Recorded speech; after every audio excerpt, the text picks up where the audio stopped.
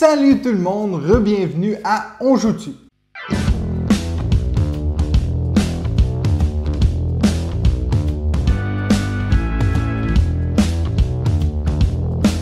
Ça fait un mois que j'ai pas filmé une vidéo YouTube et puis aujourd'hui je voulais un peu vous expliquer pourquoi, vous faire un petit update sur la chaîne. Comme vous pouvez voir, j'ai tout changé mon studio et en plus je suis en retard avec ma liste des top 5 jeux que j'ai le plus joué au mois de juillet, donc je vais vous la faire à la fin de cette vidéo. Donc avant d'embarquer dans le petit update, je voulais vite vous dire de ne pas oublier de m'envoyer vos vidéos de On Joue-tu, c'est-à-dire de vous qui dites On Joue-tu devant votre ludothèque, comme vous voulez, c'est à vous d'être créatif avec ça. Et puis envoyez-moi ça à l'adresse jouton@gmail.com. J'aimerais recommencer à accumuler ces vidéos-là. Il m'en reste juste 2 maintenant, donc si vous m'en envoyez plus, ben ça va finir comme ça. Donc ça fait 2 semaines qu'il n'y a pas eu de vidéo sur la chaîne, mais en tout, ça fait depuis, je pense, 5 semaines que j'ai pas tourné une vidéo. Donc tous ceux qui tournaient dans les dernières semaines, c'est toutes des vidéos que j'avais enregistrées avant mon départ au Canada. Donc pour vous parler un petit peu de mon voyage au Canada, je peux vous dire que ça a très mal commencé parce que ma femme et moi, on a été mis 2 semaines en quarantaine, alors que nous, on pensait, étant vaccinés et immunisés, qu'on pourrait éviter la quarantaine. Donc ça, c'était vraiment pas super. Mais je vous avoue que c'est pendant ces 2 premières semaines-là que j'ai le plus joué à des jeux parce que, bien sûr, on n'avait pas d'autre choix. La première chose que j'ai fait, c'est que j'ai dit à mon frère, va m'acheter ces jeux-là. Donc lui, il est vite allé dans une boutique de jeux puis il m'a emmené ça. Comme ça, pendant notre quarantaine, on a pu faire des jeux de société. Donc vous allez voir dans quelques instants que mes top 5 jeux du mois de juillet, c'est tous des jeux que j'ai joués pendant que j'étais en quarantaine. Mais après ces 2 semaines de quarantaine, j'ai quand même eu 2 beaux moments ludiques que je vais vous parler maintenant. La première, c'est que David de la chaîne Professeur Board Game a eu la gentillesse de m'inviter chez lui pour une grosse journée de gaming. Donc lui, ce qu'il a fait, c'est qu'il m'a envoyé d'avance toute sa ludothèque qui est énorme. Donc c'est une liste avec tous les jeux qu'il y a, puis il m'a dit quel jeu est-ce que tu aimerais que je te fasse découvrir. Donc on a commencé la journée avec 2 parties de Grand Austrian Hotel que je connaissais pas et puis que je suis tombé en amour avec. Ensuite, on a tout juste gagné une partie de Horrified. Horrified qui est un jeu de coopératif où on doit tuer des monstres genre Frankenstein, Dracula et puis la momie, des choses comme ça. Malheureusement, c'est pas un jeu qui se trouve facilement en Europe étant donné qu'il est que en anglais. Il n'y a pas eu une version française. Donc moi, je l'ai vite mis dans mes valises. Je l'ai acheté au Canada parce que c'est plus facile de trouver des jeux en anglais. Je l'ai acheté, je l'ai mis dans ma valise, puis je l'ai amené en Suisse, donc maintenant j'ai une copie de Horrified. Ensuite, il m'a fait découvrir son jeu préféré que je connaissais pas, qui est Clank. Ben, je veux dire, je le connaissais, mais je n'y avais jamais joué. Puis je veux pas me vanter, mais c'est vrai que je l'ai battu à son jeu préféré. Fait que...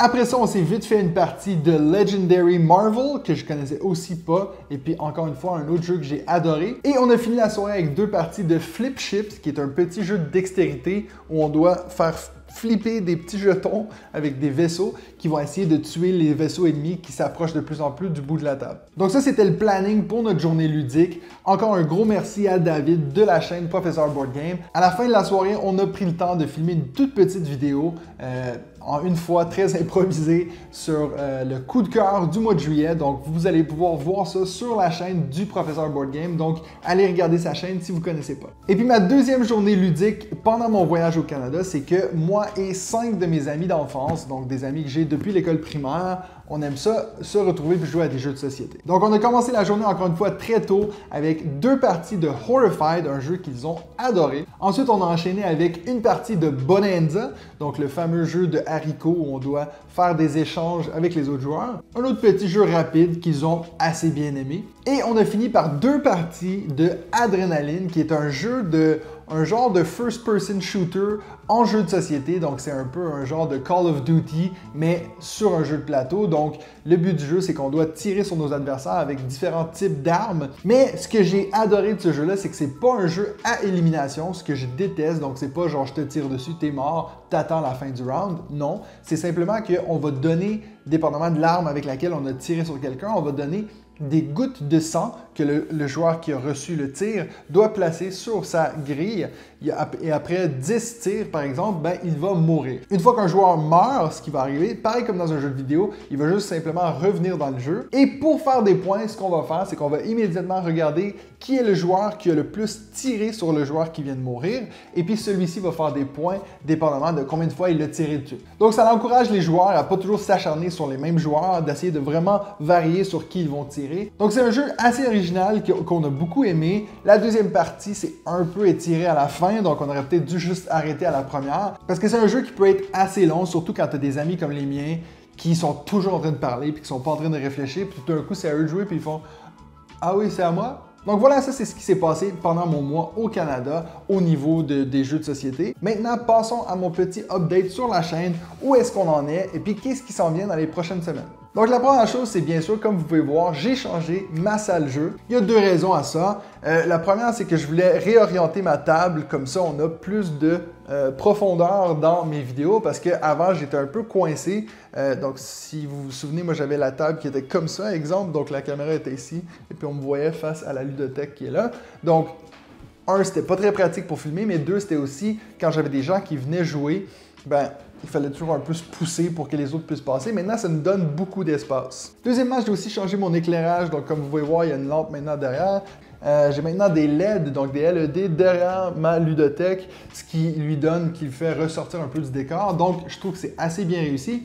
Et je sais, non, vous n'êtes pas capable de voir, j'ai aussi mis ici au mur à ma gauche, j'ai fait 2-3 parties l'autre jour de Micro Macro Crime City, puis je me suis rendu compte que j'aimais pas devoir me lever tout le temps pour regarder le bout de la carte. Donc je me suis dit pourquoi pas la mettre au mur puis en faire un petit display.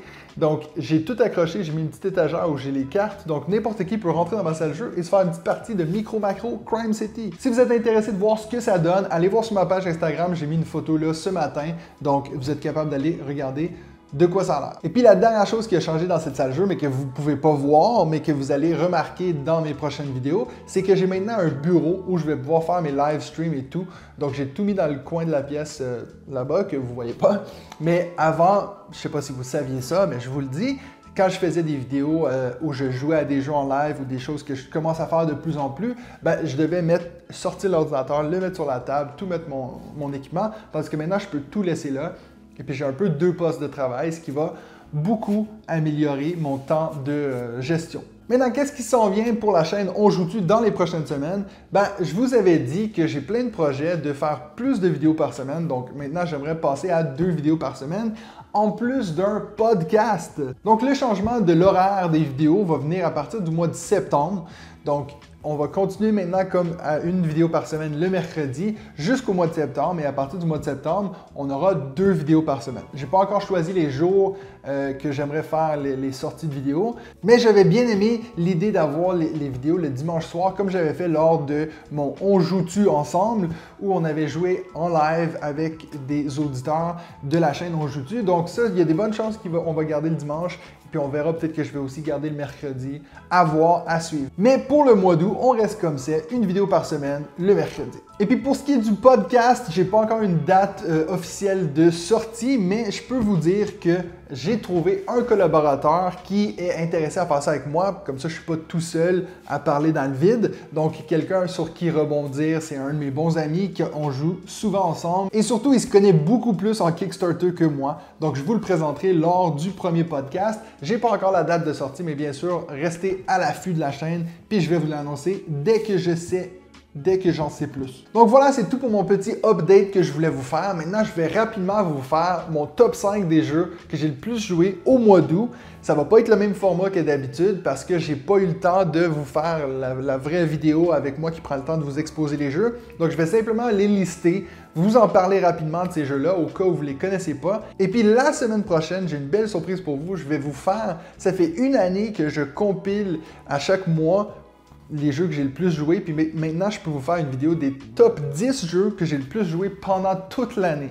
Donc c'est sûr que vous allez retrouver Teotihuacan là-dedans et It's a Wonderful World, mais en quelle position, c'est ça qui va être intéressant à voir. Je pense qu'il va y avoir des petites surprises, des petits jeux qu'on sort tout le temps, qu'on ne s'attendait pas à ce qu'ils soient si haut dans la liste. Donc assurez-vous de revenir la semaine prochaine, mercredi prochain, pour cette vidéo-là. Et puis bien sûr, si vous n'êtes pas abonné à la chaîne, ce serait peut-être une bonne idée de s'abonner, allumer la petite cloche, comme ça, quand cette vidéo-là va sortir, vous allez être dans les premiers à le savoir.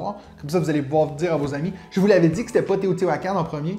Donc le mois de juillet a quand même été un bon mois au niveau des parties que j'ai jouées. J'ai réussi à faire 30 parties de jeux de société en présentiel au mois de juillet. Donc on va commencer en 5e position avec justement le jeu que je viens de vous parler. Donc Adrenaline, le jeu de first person shooter comme je vous avais dit. Donc je sais pas trop comment dire ça en français, first person shooter, un peu tir en première personne. Mais là t'es pas en première personne. Bref.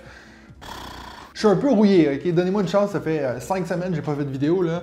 Donnez-moi une chance. Donc, Adrenaline, c'est un jeu qui se joue de 3 à 5 joueurs. On nous dit ici 1 heure de jeu.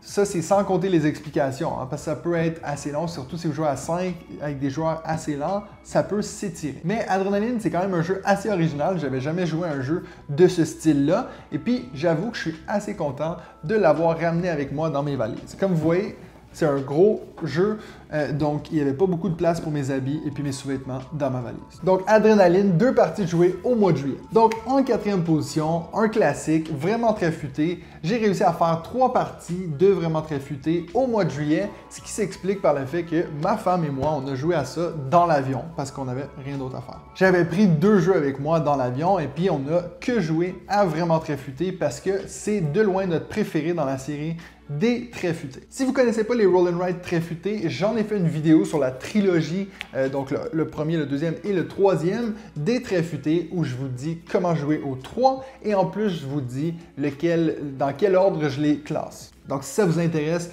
cliquez ici à quelque part là. Donc 3 parties au mois de juillet. En 3e position, on a le jeu Point Salad ou salade de points.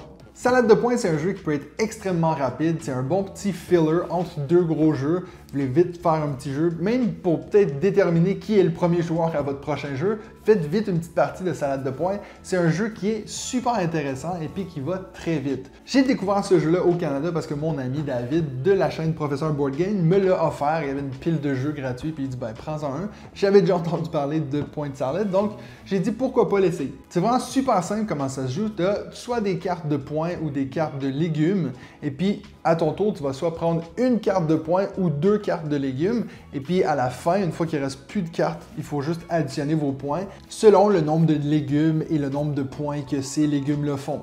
C'est vraiment très simple. Par contre, il y a énormément de rejouabilité parce que chaque carte est une carte de points unique. Donc il y a vraiment énormément de façons de faire des points. Par exemple, il y aura peut-être une carte qui dit 2 points par carotte. Il y aura peut-être une autre carte qui dit 4 points par tomate. Par contre, tu auras moins 2 points par carotte. Donc, il y a plein de différentes façons de faire des points. C'est ça qui est intéressant de Point Salad. Et puis, c'est pour ça que j'ai fait 4 parties au mois de juillet. Avec 5 parties de jouer au mois de juillet, on a le jeu Horrified que je viens juste de vous parler, un jeu qui est très difficile à trouver en Europe. Horrified, c'est un jeu qui se joue de 1 à 5 joueurs où on va essayer de combattre des monstres qui sont en train de terroriser la ville. Donc, il y a 6 monstres dans la boîte et puis il faut en choisir une combinaison de 3. Il y en a certains qui sont plus faciles que d'autres. Ils ont des façons différentes de les rendre vulnérables. C'est un jeu qui m'a assez fait penser à Pandémie.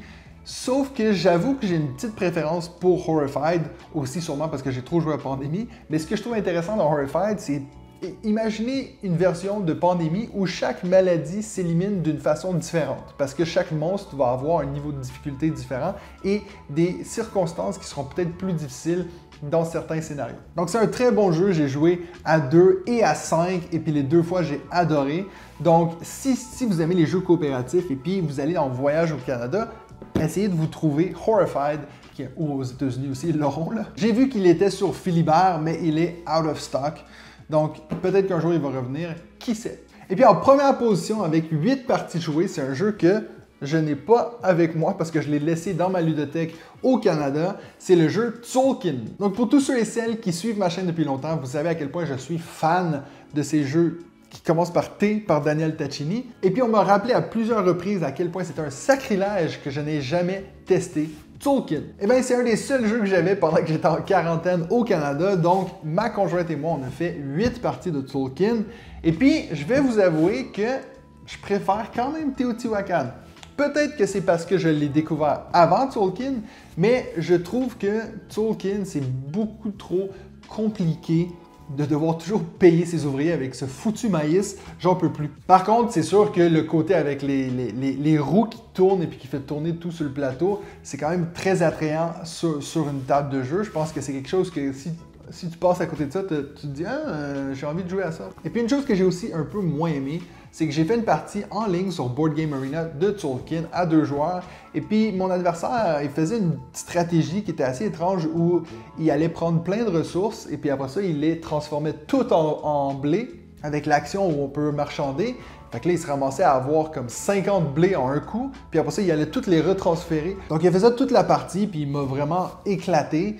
Donc, je me dis, si on peut faire ça toute la partie, ben, c'est un peu moins intéressant. Ça explique sûrement pourquoi j'ai décidé de le laisser au Canada et puis plutôt amener Horrified et puis Adrenaline. Donc, c'est quand même un bon jeu de Tzolk'in, mais je pense pas que je vais l'acheter pour ma ludothèque ici. Je vais me contenter de Tekhenu et puis Teotihuacan. Donc voilà, c'est déjà tout pour cette vidéo. N'hésitez pas à me dire dans les commentaires quels sont vos top 5 jeux du mois de juillet. Et puis la semaine prochaine, comme je vous avais dit, on va se retrouver pour une liste top 10 des jeux que j'ai le plus joué pendant la dernière année. Donc on se voit la semaine prochaine pour un autre épisode de... On joue-tu?